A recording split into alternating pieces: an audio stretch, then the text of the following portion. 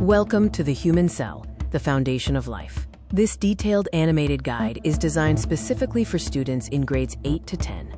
Have you ever wondered what makes up the incredible machine that is the human body? Let's start by zooming in, past the skin, past the tissues, all the way to the microscopic level.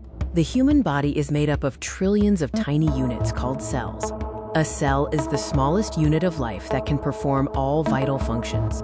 To truly understand life, we must first explore the complex structure within each of these tiny powerhouses. This is what a typical human cell looks like under intense magnification. Notice its complex internal environment. Each cell contains several specialized structures known as organelles, and each organelle performs a unique function necessary for the cell's survival. Let's take a closer look at the most important organelles and what they do for the cell.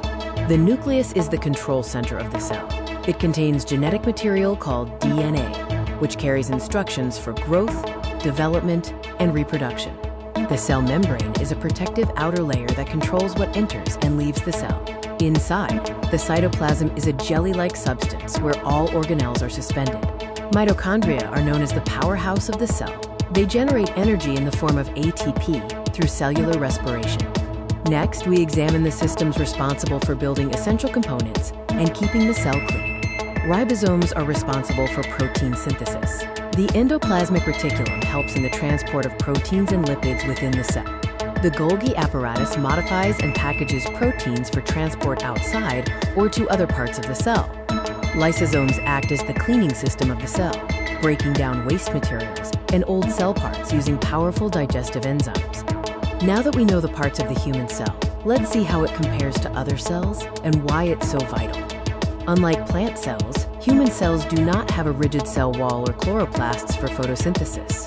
However, both share many similar, essential organelles. Cells are essential for all bodily functions, including movement, digestion, and thinking. Without cells, life would not exist. We have covered a lot of ground, but remember the core takeaway of this lesson.